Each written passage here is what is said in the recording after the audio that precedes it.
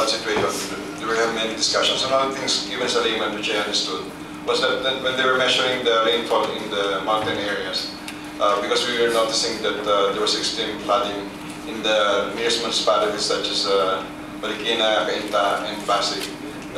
They were indicating that the amount of rainfall in the mountains was quite substantial. So that's one. And then we noticed also that when this was happening, we were looking also the levels of the water in the San Juan River and Pasig River. So it was also slightly elevated, especially I don't know exactly to what measurements. Around 2:15 and 2:30 in the afternoon, there was high tide at that time. May question ako, Mr. Chairman, kasi tama-tama yung sabi mo na you survey already. My question is this: was there at any time, and I'd like to say it must be recorded, it must be logged, that somebody gave a warning, judging from the way the water level was rising, that those places that were inundated were going to be inundated? Provident, meron bang warning sa kanila na magkakaroon ng ganun kalaking pagbaha? Meron po, kasi na-monitor po natin yung... yung naka-record na warning. I mean, it's not a warning internal to you. Pero meron ng flash flood warning talking about the kind of floods, or at least approximately the kind of floods that we experienced last Saturday. Yes, Your Honor, because we determine how much volume of water will go down to Marikina. Meron po, kasi namomonitor namin yon yung kung gaano po kalakas yung rainfall intensity sa bundok. Ilan itataas, ilang meters ang itataas sa Marikina dito. Were you monitoring this in tandem with the NDCC or just? No, we are monitoring the MMDA is monitoring through our telemetry system. May clarify I'm very interested because what I'm looking at is an early warning system, just like lahat. Meron silang early warning eh. Pag umuulan na sa may bandang Pinatubo, sa mountains doon, may early warning agad, and they were able to predict when the lahar was going to arrive and what towns will be affected. That's how technical and scientific they became.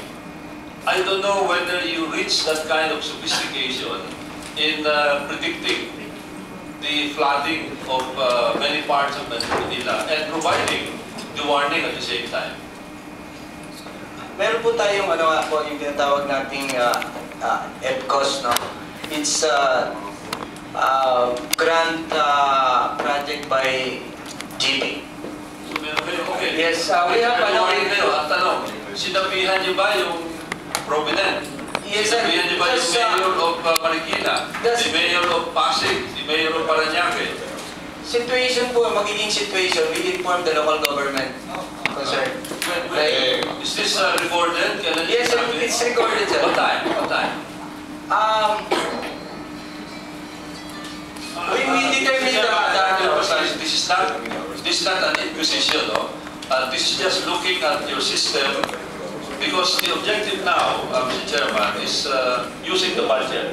How we can improve this early warning system, this detection system, this scientific system that would approximate how they did it in the case of the Mount Pinatubo lahar. So dito, kasi hindi natin kayang pigilan yung tubig, but we can mitigate and we can adapt.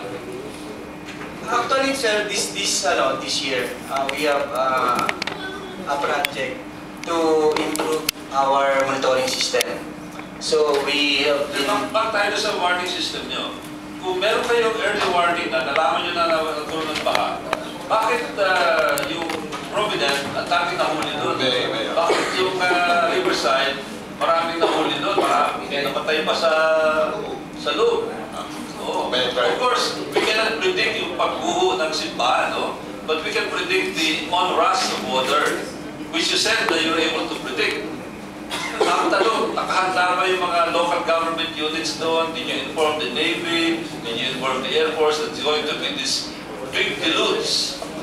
So that the idea was not maybe to evacuate as early as possible, to ask people to go up to the higher areas. Mr. Congressman, because I went through the same process in asking them about these things. Actually, they go by the measurement of the rainfall at a certain time. So the lead time in predicting, given that number of rainfall before it goes down to the levels in the communities, is just about 1 hour to 2 hours. So by any instance, but depending on the volume, we cannot really, even if you use the most proper method, even if you did tell them, then they will not have sufficient... Pero but the important is you told them. Ang tanong, na sinabi niyo ba, and if you did, saan naka-record ito? Naka-logbook ba ito? Was this by text, by radio? Because you have to record this. To make the early warning system a reliable early warning system, they must be... Actually, sir, yung geo-concerned like Marikina and Pasig is nakamonitor po sila doon sa namin, sa telemetry system.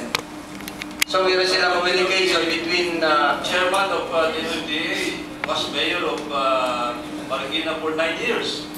The wife is also the mayor for 9 years also, for almost 9 years. So, ang tanong nga, na-anticipate ba nila ito? Kasi kung hindi, bakit nangyari yung Provident? Which historically is a flood-prone area. Kahit na kunti pa lang ang ulan doon, dahil may mga kaibigan ako dyan doon. In fact, they even adjusted their houses there already, parang houses on stilts, I understand. So, nag-warning pa kayo? Sinabihan niyo ba si Mayor Fernando?